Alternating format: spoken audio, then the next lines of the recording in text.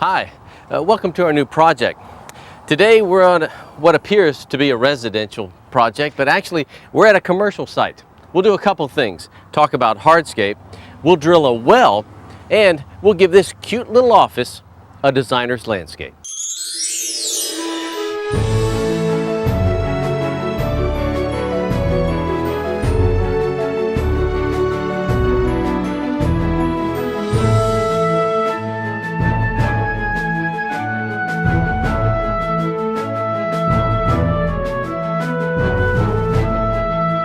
Now friends, I'm going to first take the opportunity to apologize to you for the loud noise we have out here. We're on a busy street, and so really we're going to begin our buffering process visually as well as for sound off this one side office window. And I'll use this holly tree to place in here, and as you look inside, what we want to do is create a buffer or a screen,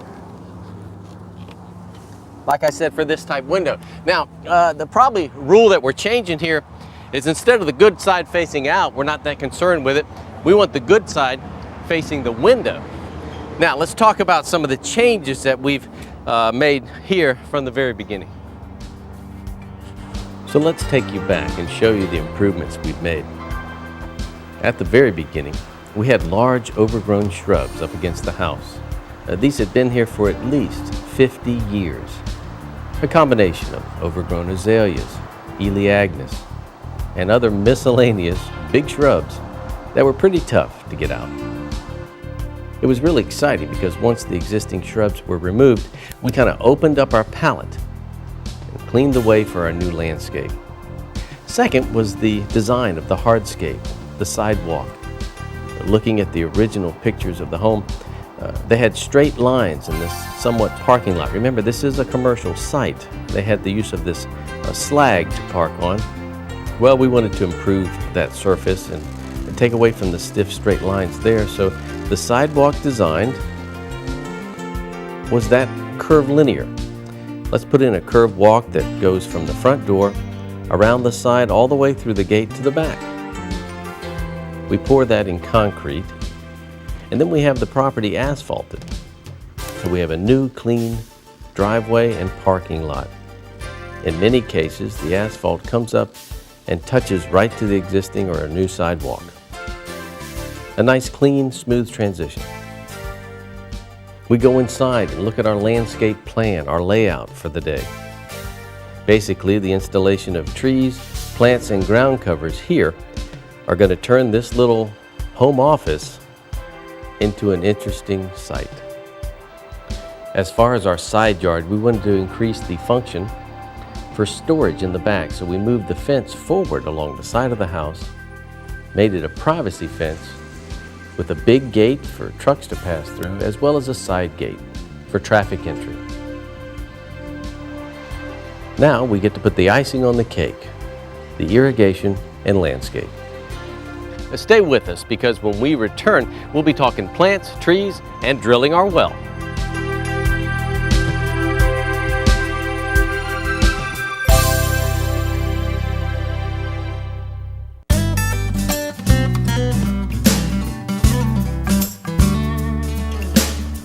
Friends, I'd like to introduce you to Mike Dallas of Partridge Well Drilling. Mike, I know the work has been done, but reflect for us a little bit the procedure for putting a well in here. Well, basically what we have to do is we have to come out to a job site, try to accommodate a customer. We also have to be able to get trucks in to drill the well. We have to select a spot where the truck can be in and the men can operate in a safe way so that we can not only get the customer water, but our men are able to go on and do another job. And so that limited us a little bit, but the rigs were placed right over in this general vicinity, right? Basically, we're able to pull our drilling rig in here. We were able to pick this spot to drill, set the truck up, have room behind us to operate lifting our drill rods and the well casing that's going down in the ground, bore our hole, and dig our mud holes for water circulation so that we could actually do this type of drilling. Now you say mud hole, I mean water circulation. Help us out there. Basically what we do here, what we have here is called a 3-inch gravel pack well. A 3-inch gravel pack well is a mud rotary type of drilling. And what we've done here is we've come out here with a truck, we've dug a hole for water circulation, and this hole is about waist deep, hip wide, 6 to 10 foot long, and sometimes we even drill 2 of them. What we do is we mix up an artificial clay called bentonite in these holes so that as we bore the hole in the ground, it will actually seal the hole so that we can put drill rods in and out of the hole and put well casing in the ground. So you're building a wall so it won't cave in as you're... Building a wall so it doesn't cave in, and also the water circulation allows us to flush the cuttings out of the hole. Okay. Then what we've done, once we've bored the hole and we've gotten to the logical point where we need to be setting our pipe, what we'll do is we will lower the pipe into place. We'll actually pump cement around it and actually grout it into place. Now once we've done that procedure and the cement's hardened, then we'll go back inside the casing and drill into the water source. The water source in some areas can be sand, shell, or in other areas it can be rock. In this area we're using the sand and shell beds, and what we've done is we've put a screen in there and gravel packed it in place. The gravel packing allows us to get more water with the assurance that we're not going to get sand or any intrusions into our water supply. Yeah, you're mentioning gravel packing, so I'm trying to draw a picture here at the base of the well where we're drawing water. What's the gravel pack for? Basically, a lot of people when they hear the term gravel, they're actually thinking like pea gravel, and actually what this is a coarse sand. And what we've done is we've put this coarse sand on the outside of this screen, and what it does, it forms a natural gravel pack so that as water is being drawn through the ground, the sand and the shells and this type of thing form a natural barrier, and it allows water to pass through but doesn't allow any obstacles to come through. Like keep your well cleaner, keep your water cleaner, and that would help for an irrigation system, a home system, anything. Right? It actually enables us to get water in areas where water is difficult to find, or people are looking to get more volume. And this allows us to get water that's going to be free of sand, shell, and clay. The depth of our well here? The wells in this area typically go anywhere from about 85 to approximately 100 feet deep. Okay, in this area, I believe this well is close to 93 feet deep. What we've done here is we've got a gravel pack well. Then, based on the static water level of the well, we've selected the deep well jet pumping unit to extract the water as being the most efficient for what you're using the water for. Okay, our well is drilled here, but our pump is 15 feet away. What's the deal there? Well, by law, we must leave the well above ground if it's in a non-traffic area.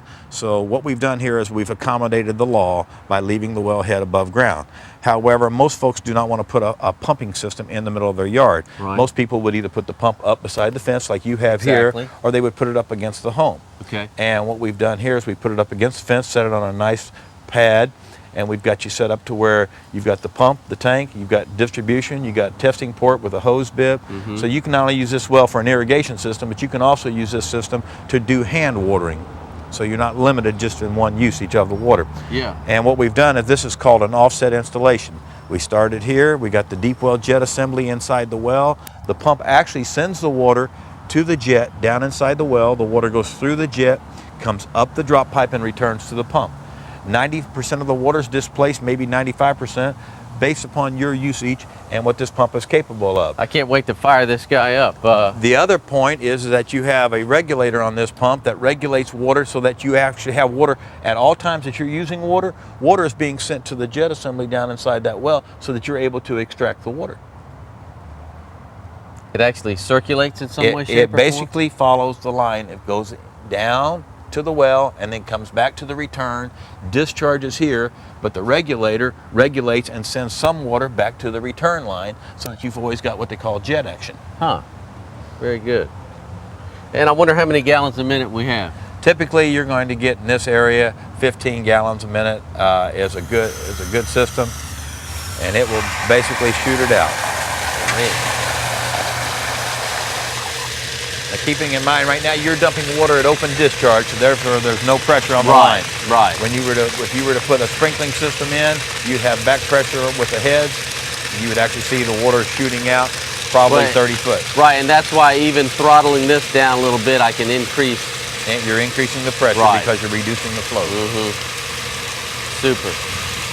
Wow. Well, this is going to be great. I mean, allowing us to really do what we need to here. To have a good permanent water source. Tell us again, or maybe about the permitting process. I mean, is drilling a well nowadays a little tougher? Drilling well in today's world, we have a lot more involved in what we do. First of all, we're fortunate we got better equipment and we operate in a safer manner. However, we also have more government intervention. This type of well is regulated in all counties we drill except Duval. At this time, Duval County is not permitting this well. However, that is a plan for the future. The deeper wells are permitted, and we have to, when we drill a well, we not only have to do a permit, but if you notice, we have our sticker on the well. That's required by law. Okay. We also have to send a completion report of this well to the state of Florida.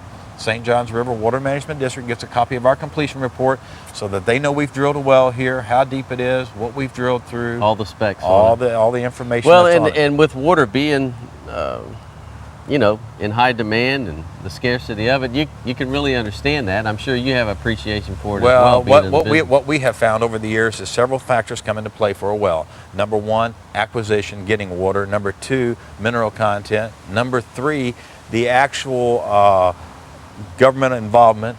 And then number four, cost. Cost of water has really gone up. People on private utilities are paying more, and they find that they can put in a well like this, usually under $2,000. In some areas it will even be less. And they can do this type of product, and they're going to save money over time. Right, and so we have an initial startup fee, but then we recover that over You recover over a it period quickly, and it depends on the area you live as to what your water rates are. Sure. But there are some areas where people actually have recouped their entire investment in 1 year. And that's a great thing to say. We've also been contacted by JEA at one time last year, and they actually asked us how many wells we could do. They were hoping to put in private wells for people so that they could get the people off of their public utility, because this is untreated water, whereas people that are using utility water are actually using the city's treated water. So this is another advantage. So therefore the local utilities a lot of times will appreciate if you do get off their service. Well, they've got plenty to do. They've got plenty to do, and they get their revenue up. They get their revenue. Yeah, sure. Mike, nice having you with us today. Yeah, thank you very much. Appreciate the procedure. Not only that, but a fresh water source for the future. Fresh water source, and you'll be able to use it for a long time to come. Thank you. Thank you.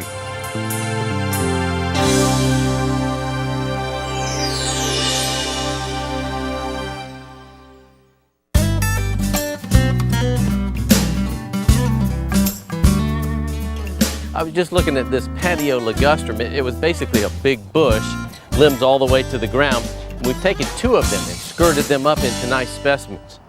Beautiful, year-round green, so we can depend on those. East Palatka hollies here. I wanted you to see this little center island that we saved, rather than just have all pavement here. It's going to do a couple things. It'll act like a circular drive in a residence for parking, accessibility, but then everything's not so hard, stiff, and again, hard surface. I've got 3 holly trees that I want to think about putting in here. So I'll place one towards you, maybe pull another one here to do a little triangle, and the third one over here for balance on this side. Now, we may shift those around. We'll take another look at them. I want to bring you up close now. Let's talk about placing some holly trees on the house. All right, let's go into the corner here, because trees always make corners look even better. And I've got a couple considerations here for our East Palatka holly standard. And that is, I've got 3 panel windows here on the left, but primarily when you walk into this one room, this is a major view, a major window here. So what we do is pick the center panel here and the window on this side and try to make it service both functions here, for this and this. And I really think that's about it. Now, would we come in with big shrubs and hide the brick? I don't think so. I think we can use intermediate and low shrubs and ground covers here to accent the corners, but to curve them off. I mean, we want to see the brick at least instead of covering up. Remember what we had? We had big shrubs right under the window. And since we've pulled that out, let's kind of keep the open air. You see some of the sprinkler heads too we've got installed. That means we got good irrigation or water here for the future. Now, as far as this right side, we're really breaking the rules a little bit. I'm gonna draw an X right here because I want that tree to go in kind of on this panel, the panel of brick, which we usually do, in other words, in between the windows. But as you move around, I want to show you something, because basically, looks good, Dan. Basically, we're using, I mentioned breaking the rules, and that is because we want this guy to kind of really block or screen the window here. Normally we'd have him way over in between the panel, in between the windows, see? Right there on the brick panel. But let's put him in the ground right there. Our last little section is this void on the fence. And I want you to take a look, because naturally with this long run, a tree is going to look good there too. We may even place 2 of them in here.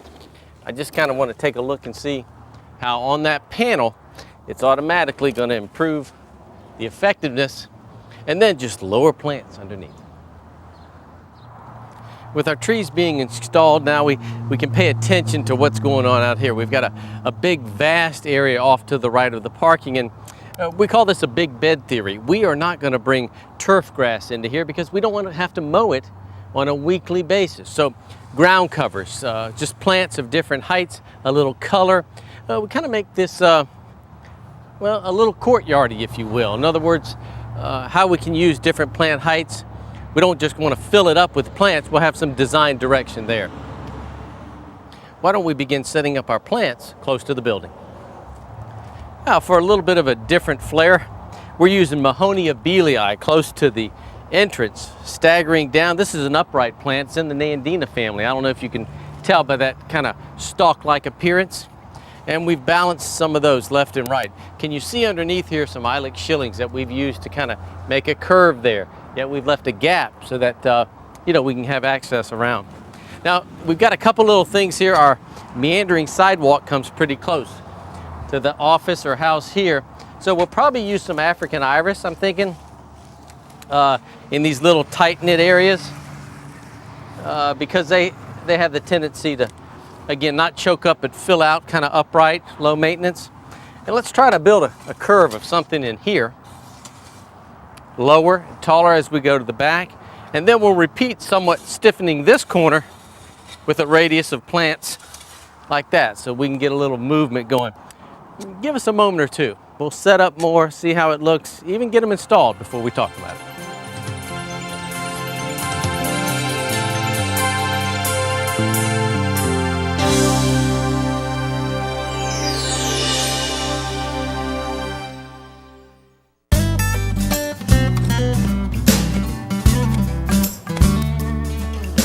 Yes, it's easy digging in the sandy soils of Florida. I'm planting in, installing our last Aztec grass here, and I'll kind of bring you back here in a minute and show you our game plan. We need actually a few more plants, so I've sent Dan off for those, and in the meantime, I can at least show you an area that we finished out here. Well, I think the holly trees look good up against the fence. See, we use the fence as a backdrop now and start to decorate below them, but just lower plants is all that's needed. Do you like the way the sidewalk goes right through the gate and meanders? And now we bring this into view, which, gosh, what a notable difference. I want this to settle in on you a second. Then let's take you back and show you really what we had to begin with. The big shrubs, the square, stiff look of the parking lot, let's say, with the landscape timbers. Now, we've opened this up. The curved walk that leads to the front door, it should be a little more interesting. Then trees and smaller plants, color, lantana, the white variegated tall grass, some of the little John azalea, mixed it up quite well. Now, in the front, we told you there at the street portion that we had to go get some more plants. And that's true, but I want to take you out there and at least show you what we've got going. This area was a little more difficult because I wanted this island to kind of connect over here. So I've used razzleberry and Aztec to kind of make that link. And I think with some juniper and even some lantana, we can colorfully make that jump across here and into a big curve. Now in the backyard, I've done a little patio with the concrete back there in a corner. I want to take you there and show you. So back here, it was just kind of plain Jane, and I opened it up, and I thought since we were pouring a sidewalk that we might as well just make a nice curve or circular little patio. And I think it works for employees to hang out or whatever, make a nice impression.